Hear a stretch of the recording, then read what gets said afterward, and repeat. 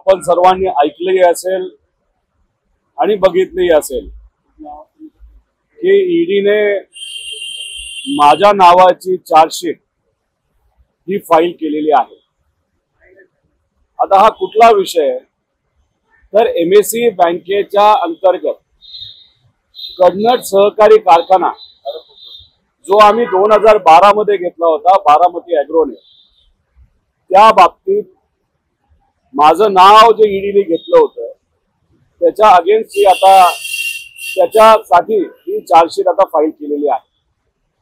याच्यामध्ये आपण जर बघितलं तर 2008 ला एमएससी बँकेने कन्नड सहकारी कारखाना जेव्हा तो कोऑपरेटिव्ह होता तेव्हा त्यांना डिमांड नोटीस पाठवली होती। त्यानंतर 2009 ला परत एकदा त्यांनी त्या ठिकाणी काही गोष्टी कन्नड सहकारी बँकेकडनं मागितल्या होत्या ज्या त्यांच्याकडनं मिळाल्या नाही आणि कन्नड सहकारी कारखान्याला जे काही लोन एमएससी बँकेचं प्रलंबित होतं ते रीपे करता येत नव्हतं, परतफेड करता येत नव्हती।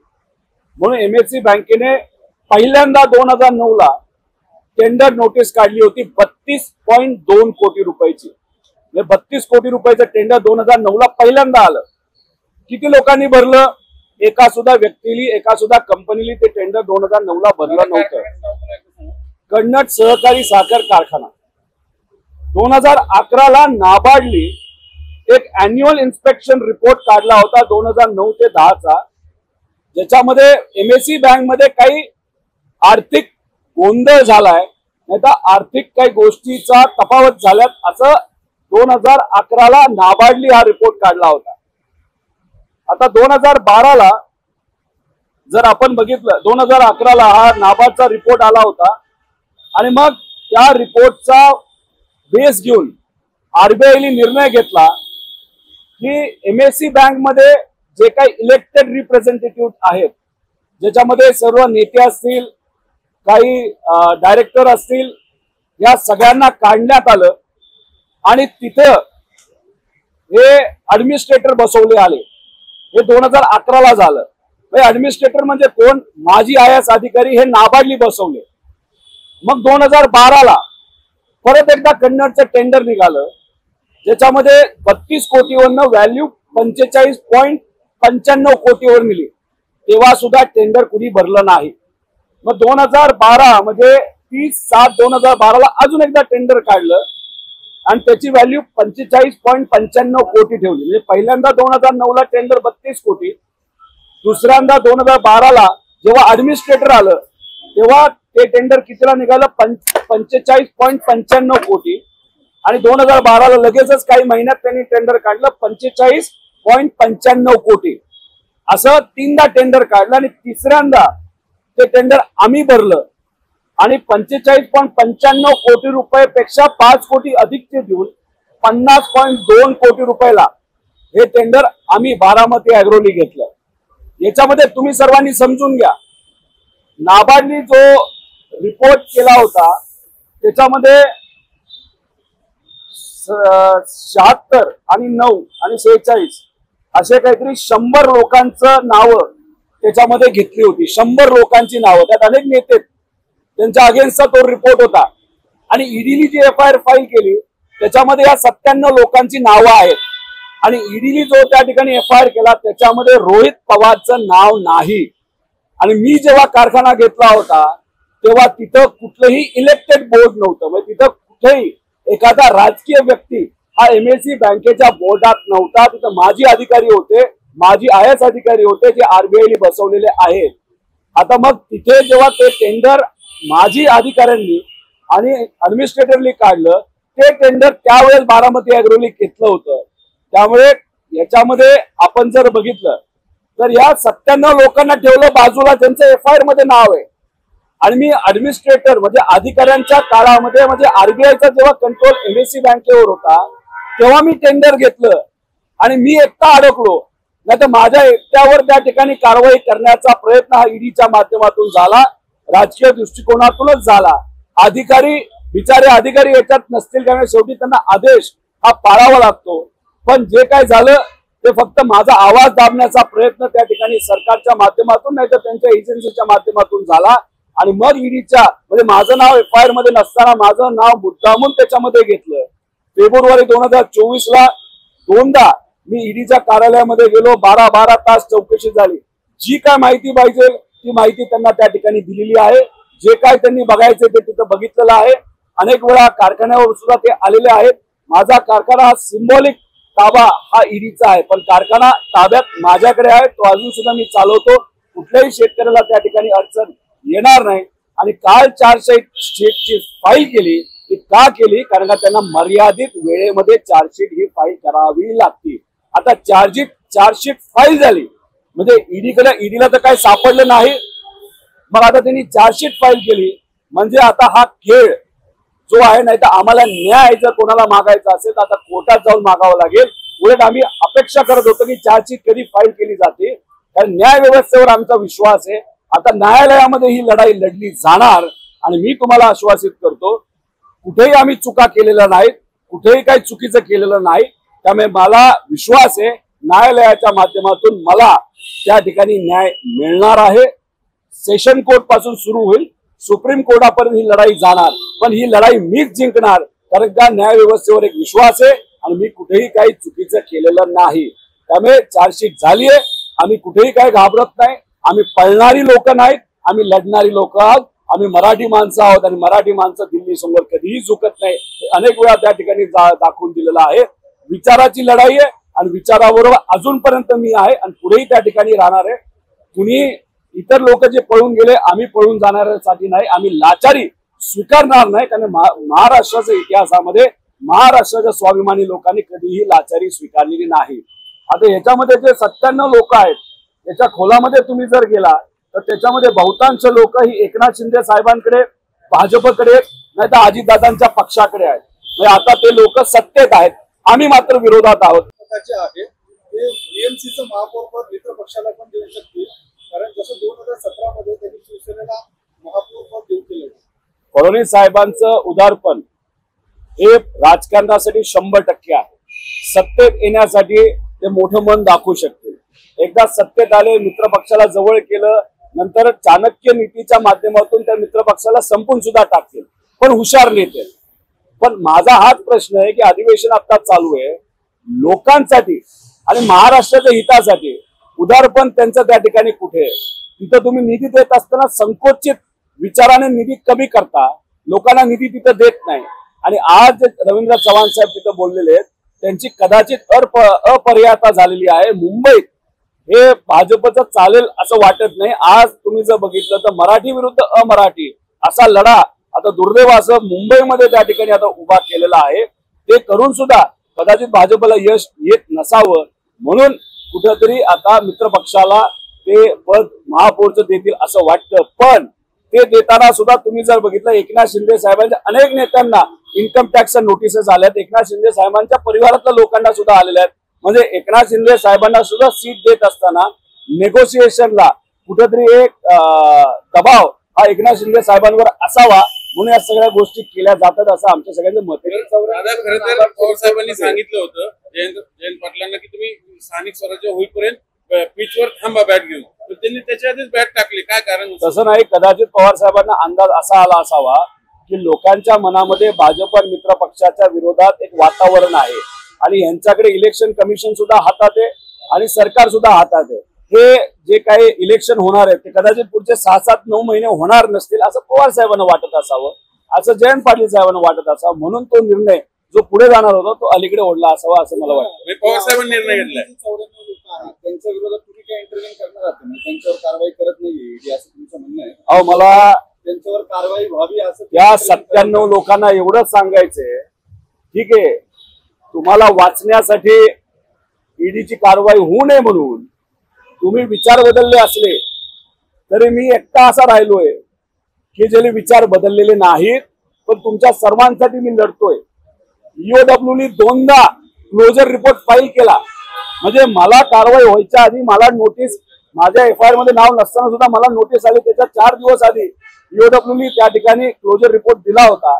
त्यामुळे या 97 लोकांना मला सांगायचे, काळजी करू नका, तुम्हाला मी कुठेही घुसवणार नाही, कुठेही अडचणीत आणणार नाही. फक्त एवढं लक्षात ठेवा, मी अजून सुद्धा विचाराबरोबर आहे आणि मी लढतोय म्हणजे मी तुमच्यासाठी सुद्धा लढतोय असं आपल्याला म्हणावं लागेल. आणि मी लढणार आणि कोर्टामध्ये जिंकणार सुद्धा. त्याचा फायदा 100% तुम्हाला सुद्धा होऊ शकतो. कन्नड सहकारी साखर कारखान्याची बारामती ॲग्रोसाठी वापरली होती का कमी दरात विकत घेतली? अहो साईडनी नॅशनल हायवे गेलाय, नॅशनल हायवेने मला काय किंमत दिली आहे, नॅशनल हायवेचं व्हॅल्युएशन काय हे तुम्ही तिथं बघा. म्हणजे मी 5 वर्ष कारखाना चालवल्यानंतर नॅशनल हायवेने मला काय व्हॅल्युएशन दिलं याच्यावरनं माझी आजची त्याची व्हॅल्यू तिथं बघता येईल. आणि मी कुठेही त्याची जमीन आधी वापरली नव्हती. कारखाना आधी घेतल्यानंतर कळालं की त्या कारखान्यात काहीच नाहीये, ती मशिनरी जुनी झाली आहे. त्यात उलट अतिरिक्त मला 60 कोटी खर्च करावे लागले, कारखाना स्टेबल करावा लागला. आणि नंतर अनेक वर्षांनंतर आता कुठेतरी कारखाना हा स्टेबल झालेला आहे. त्यामुळे जमिनीचे व्हॅल्युएशन बद्दल काही नाही. आणि जर कोणाला घ्यायचाच होता, 2009ला आला होता तेव्हा झोपला होता का? 2012ला आला होता तेव्हा तुम्ही झोपला होता का? आता तिसऱ्यांदा टेंडर निघालं ते मी भरलं आणि त्यानंतर तुम्ही चर्चा करणार असाल तर आधीच तुम्ही टेंडर जे स्वस्त होतं म्हणजे 2009ला 32 कोटीचं टेंडर होतं जे मी भरलं नाही. आणि ज्याला खरंच जमिनीची व्हॅल्यू 150-200 कोटी असं वाटत असेल तर त्यांनी 2009लाच भरायला पाहिजे होतं ना. त्याची कुठेही काय व्हॅल्यू नव्हती, कुठेही काय त्याचं हे नव्हतं. फक्त कारखाना म्हणून मी घेतलेला आहे आणि त्याचं 1 एकर जमीन सुद्धा मी विकलेली नाही. कारखाना म्हणूनच मी त्याचा वापर करतोय. रिअल इस्टेट याच्यासाठी मी कधीही काय, मी स्वतः रिअल इस्टेट मध्ये नाही आणि जमिनीचा वापर सुद्धा रिअल इस्टेट साठी मी करत नाही. त्यामुळे हे जे काय माझ्यावर ॲलिगेशन केले जातं जमिनीची लय भारी व्हॅल्यू आहे, तसं कुठेही काही नाही. कारखाना हा शेतकऱ्यासाठी आणि कारखाना हा कारखान्यासारखा चालवण्यासाठी मी घेतलेला आहे.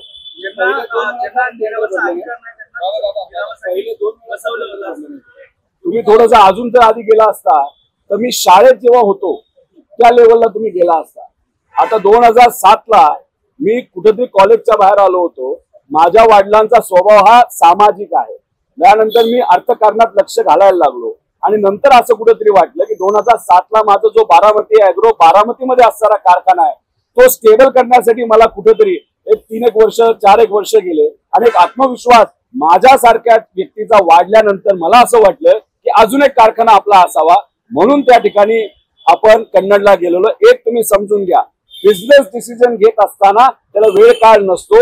एखादी संधी आली, ती बघितली, योग्य वाटली, करण्यासारखी वाटली, मग ती त्या ठिकाणी घ्यावी लागते. त्यामुळे आधी का नाही घेतलं तर लोक तर म्हणतील तू जन्मला तेव्हा तू का नाही घेतला. त्याला काय अर्थ आहे का? म्हणजे त्याला काय फक्त राजकीय अलिगेशन आहे.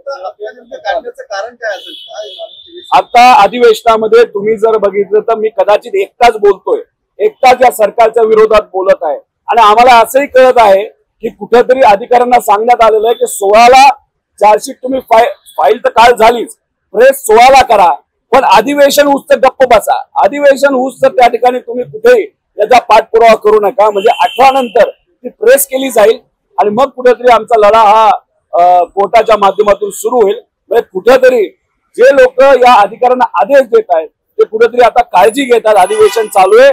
एकदाच रोहित पवारला 2दा चौकशीला नेल्यानंतर लोक भावनिक झाली होती. तिसऱ्यांदा त्या ठिकाणी जर आपण काही केलं तर मग कदाचित राजकीय अडचण नाही तर वातावरण वेगळं होऊ शकतं. असं कुठेतरी त्या ठिकाणी म्हणजे आज लढण्यापैकी अनेक लोक लढतायत, पण आज जर मी बघितलं अजून सुद्धा विचाराबरोबर आहे, शेवटपर्यंत राहणार आणि लोकांच्या हितासाठी मी विषय मांडत राहणार. कारण मंगळवारी तुमची पक्षाची जीबी आहे, जयंतरावांनी राजीनामा दिलाय. चर्चा अशी की जयंतराव भाजपात जाणार आहेत, त्याच्यासोबत काय जाणार म्हणून त्याच्या आधी तुम्ही कसला खुलासा? रोहित पवाराचा स्वभाव आहे की खोट्या बातम्या ज्या पसरत राहतात, नाही तर आपण ज्याला म्हणतो की कुठेतरी जर तर विषय हे चर्चेत जातात. तुम्ही माझा आतापर्यंत स्वभाव बघितला, जेव्हा केव्हा एखादी गोष्ट घडली लगेच मी तुमच्या माध्यमातून, तुमची सुद्धा मला मदत झालेली आहे, तुमच्या माध्यमातून लोकांना मी सांगितलेलं काय वस्तुस्थिती आहे. खोटं बिटं लोकात काय ठेवायचं नाही, डायरेक्ट फ्रंट फूट वर जायचं आणि खेळायचा हा माझा स्वभाव आहे. म्हणून आज इथं मी मीडियाच्या माध्यमातून तुम्ही जाहीरपणे बोलून दाखवलं होतं पक्ष माझ्या ताब्यात राज्यातला, आता संधी आहे. मी जाहीरपणे हे सांगितलं होतं पक्ष माझ्या ताब्यात द्या असं सांगितलं नव्हतं. मी असंही सांगितलं होतं मला प्रदेश अध्यक्ष व्हायचं नाहीये. कुठल्याही एखाद्या साध्या व्यक्तीला तुम्ही त्या ठिकाणी संधी द्या. जयंत पाटील साहेबांचं मार्गदर्शन हे नेहमी आपल्याला राहील. हे देश पातळीवर सुद्धा आपल्याला ते राहू शकतं. लढायचंय, पण आता काही प्रमाणात जे जयंत पाटील साहेब, पवार साहेब, सुप्रियाताई सुद्धा जे म्हणतात काही बदल झाले पाहिजे, ते त्या नेत्यांनीच ठरवलेलं आहे की आता बदल व्हावेत आणि त्याची सुरुवात झाली आहे. जयंत पाटलांना थांबण्यासाठी सांगितलं होतं. खरं तर वर्धापन दिनाच्या दिवशी जयंत पाटलांनी जे वक्तव्य केले त्यानंतर पवार साहेब देखील म्हणतात की थोडे दिवस आता स्थानिक स्वराज्य संस्था मात्र काय नेमकं कारण बघा, पवार साहेब, जयंत पाटील साहेब, सुप्रियाताई, अनेक इतर नेते यांच्याबरोबर बैठक झालेली आहे. बैठकीत जे ठरलंय ते आता त्या ठिकाणी होत असताना आपल्या सगळ्यांना बघायला मिळेल.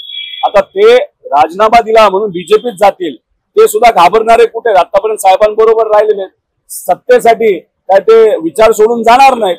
आतापर्यंत ज्या विचाराबरोबर ते राहिलेले आहेत, फक्त सत्ता मिळावी, कुठेतरी मंत्रिपद मिळावं आणि मग त्याच्यासाठी ते विचार सोडून साहेबांना सोडून जातील आणि लोकांना सोडून जातील, म्हणजे त्याचा अर्थ पळून जातील असं मला वाटत नाही.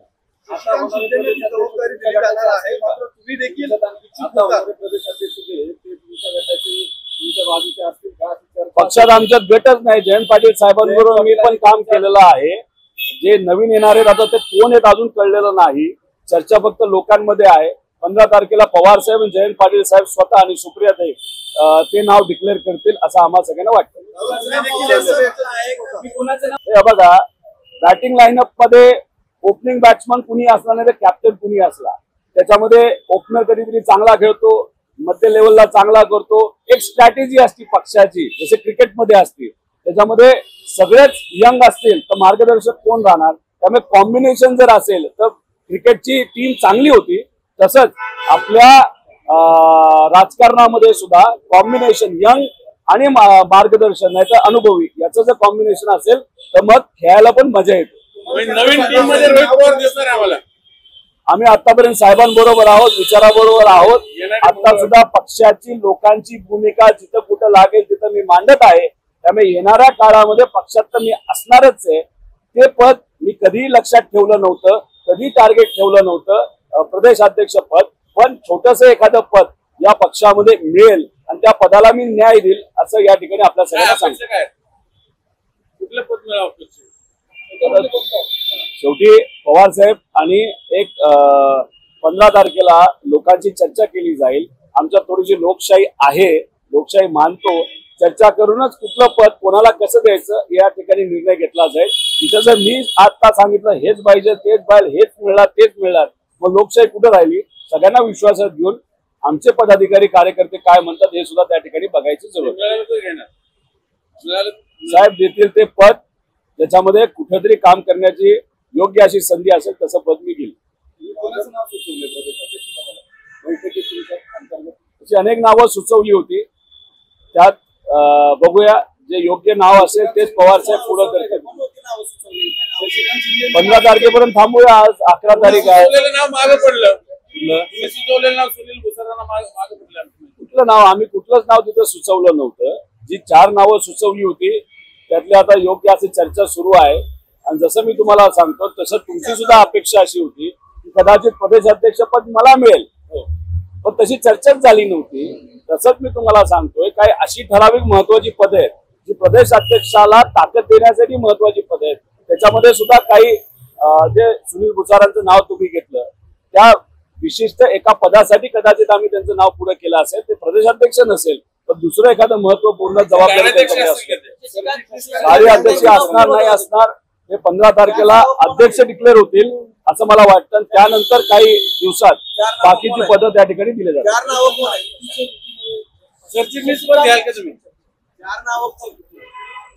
असं मला वाटत नाही ते ईडीला घाबरतात, कशाला घाबरतात. त्यामुळे चर्चा ही चर्चा असते. अनेक लोक जे घाबरलेले आहेत ते आता शिफ्ट झालेले आहेत, ते आता सरकारमध्ये जाऊन बसलेले आहेत. विचारासाठी जेव्हा आपण लढतो तेव्हा सोपं नसतं, अनेक अडचणी सोसाव्या लागतात. कष्टातून एखादी कंपनी आपण मोठी केलेली असती त्याच्यावर सुद्धा हे लोक अडचण आणताना आपण सगळ्यांनी बघितलेलं आहे. एखाद्या लोकांकडे संस्था असतात, त्या संस्थेला सुद्धा त्या ठिकाणी अडचणीत आणलं जातं. आता कुणाल पाटील आहे, आता पुरंदरची चर्चा तिथं सुरू झालेली आहे. म्हणजे कुठेतरी त्यांच्या संस्थेवर, व्यवसायावर दबाव टाकून, अडचणीत आणून मग कुठेतरी त्यांना त्या ठिकाणी निर्णय घ्यावा लागतो. आतापर्यंत आम्ही सुद्धा अनेक अडचणीला समोरे जाऊन सुद्धा विचाराबरोबर राहिलेलो आहोत. जर सगळेच त्यांच्याकडे गेले मग लोकांसाठी लढणार कोण असा प्रश्न आम्हाला सगळ्यांना पडतो. म्हणून आम्ही आदरणीय पवार साहेबांबरोबर विचाराबरोबर त्या ठिकाणी लढत आहोत. अनेक लोक दबावामुळे विकासाची कामं मिळावी, व्यवसायाला काही अडचणी आल्या त्या सुट्या वेळात यासाठी सुद्धा निर्णय घेऊ शकतात. आता जे जगताप भाऊ माजी आमदार तुम्ही नाव घेताय ते खरंच जाणार आहेत का नाही हे माहित नाही, पण काँग्रेसचा राजीनामा, पदाचा राजीनामा त्यांनी त्या ठिकाणी दिला असं आम्हाला कळतंय. आणि जेव्हा असं होतं आणि चर्चा फार वरपर्यंत जाते, कुठेतरी निर्णय तो घेतला जाऊ शकतो. जसं कुणाल पाटलांनी निर्णय तिथं घेतला, थोपटेंनी तिथं निर्णय घेतला. म्हणजे अजितदादांचे आमदार कुठे आहेत तिथं बीजेपी उमेदवार घेत आहे. जसं की आपण जर बघितलं तर मुळशी तो भाग आहे, तर तिथे जे आता अजितदादाचे आमदार आहेत त्यांच्या विरोधात थोपटे भाजपने काँग्रेसमधून घेतले. आता पुरंदरमध्ये आपण जर बघितलं तर तिथे माजी मंत्री हे शिवतरे साहेब आहेत. आता ते कुठल्या पक्षाचे? शिंदे गटाचे. तिथं आता जर जगताप बीजेपीत जात असतील तर बीजेपीने तिथं सुद्धा शिंदेच्या विरोधात एक पर्याय उभा केला. म्हणजे असं दिसतंय की असे नेते म्हणजे भाजपकडे नेते नाही आहेत म्हणून बाहेरून इम्पोर्ट करावे लागतात, आणि जे आहेत जे प्रामाणिक आहेत त्यांना संधी दिली जात नाही मुनगंटीवार साहेबांसारखी. आणि मग तिथं आपण जर बघितलं तर अशा पद्धतीने जर चालत राहिलं तर या तिघातच भांडणं होतील. आणि 2029ला आम्ही जे विचाराबरोबर राहिलेलो आहोत त्यांना नक्कीच लोक पाठिंबा देतील, ताकद देतील असं आम्हाला वाटतं. 2029ला लोकसभा मजबूत करते बारामती. बघा, लोकसभेचं टार्गेट त्यांचं नक्कीच असेल. लोकसभेमध्ये त्यांचा परफॉर्मन्स कसा राहतो हे तिथं बघतील, आणि मग विधानसभेला वेगळं लढायचं का एकत्र लढायचं असा निर्णय त्या ठिकाणी ते घेतील. भाजपचे प्रदेश अध्यक्ष रवींद्र चव्हाणांची चर्चा झाली नाही या संदर्भात. पवार साहेबांची काय प्रतिक्रिया आहे? पवार साहेबांची फोनवर चर्चा झाली, सुप्रियाताईंची फोनवर चर्चा झाली. त्यांनी एवढंच सांगितलं आपण कुठेही चुकलेलो नाही, आणि जर आपण कुठं चुकलेलो नसेल तर मग बिनधास्त आपण लढायचं. महाराष्ट्र आपल्या बरोबर आहे, लोक आपल्या बरोबर आहे. कितीही आवाज दाबण्याचा प्रयत्न झाला तरी लढल्याशिवाय राहणार नाही. जर आपण नाही लढलो तर मग कोण लढणार असं साहेबांनी तिथं सांगितलं. आणि तुम्ही जर बघितलं MSc ह्या जो त्या ठिकाणी नाबार्डनी जो रिपोर्ट काढला होता त्यात पवार साहेबांचं तर नाव नव्हतंच, पण पवार साहेबांचं सुद्धा नाव ईडीने आणलं होतं. पवार साहेबांना सुद्धा याच विषयाच्या बाबतीत नोटीस दिली होती. आणि त्याच दिवशी संध्याकाळी अजितदादा हे साताऱ्यात जाऊन चव्हाण साहेबांच्या समाधीच्या पुढे जाऊन काय त्यांनी तिथं प्राश्चित केलं माहित नाही, पण ते तिथं केलं. आता याच्यामध्ये पवार साहेबांनी सांगितलं आपलं लढायचंय. सुप्रियाताईंनी काळजी व्यक्त केली तर त्यांनी सुद्धा सांगितलं लढायचं. आणि माझी सुद्धा भूमिका हीच आहे, लढायचं. फक्त चांगली गोष्ट एवढी आहे की चार्जशीट झाली म्हणजे आता लढायचं कुठं तर न्याय व्यवस्थेकडे लढायचं. आणि न्याय व्यवस्थेवर विश्वास असल्यामुळे विजय हा 100% आपला आहे असा विश्वास मी व्यक्त करतो. सातत्याने म्हणतात की विचारासोबत मी आहे पण विचारासोबत राहण्याचं पक्षपातळीवर फळ मिळताना दिसत नाही. विचारासोबत तुम्ही राहताय पण पक्षपातळीवर तुम्हाला फळ मिळत नाही.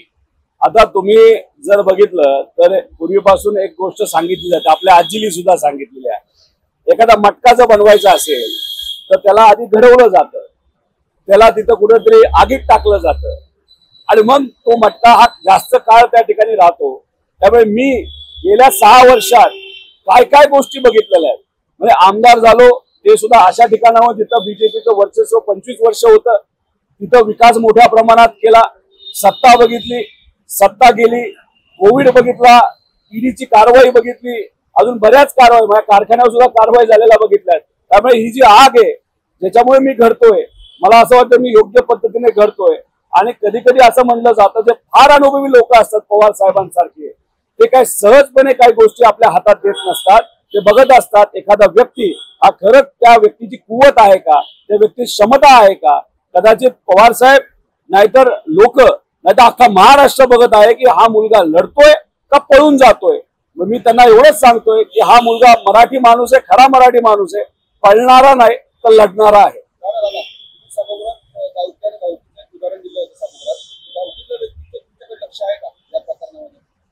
या विषयाच्या बाबतीत त्या भावकीचं माझ्यावर लक्ष असेल अशी मी अपेक्षा सुद्धा करत नाही. फक्त ते सत्तेत आहेत, ते मंत्री आहेत, ते उपमुख्यमंत्री आहेत, त्यांच्या सह्यामध्ये हे निधीची ताकद आहे. त्यामुळे माझ्या मतदारसंघाच्या लोकांच्या वतीने मी त्या सहीला विनंती केलेली आहे, त्या पदाला विनंती केलेला आहे. आणि त्या पदावर माझी भावकी असल्यामुळे त्यांना विनंती केलेला आहे गावकीचा म्हणजे ज्यांच्याबरोबर तुम्ही आहात त्यांचा तुम्ही विचार करता, विकास निधीच्या बाबतीत भावकीचा विचार करा. पण भावकीचा विचार फक्त निधीच्या बाबतीतला होता. या विषयाच्या बाबतीत ते त्यात खूप लक्ष घालतील असं मला वाटत नाही, कारण का त्यांचे पण अनेक विषय हे वेगळ्या पद्धतीचे असल्यामुळे ते म्हणतील तू तुझं लढ, मी माझं लढतो, असं मला वाटतं. अपेक्षा मी सुद्धा करत नाही आणि मी अपेक्षा त्यांच्याकडनं करणं हे चुकीचं आहे असं मला वाटतं.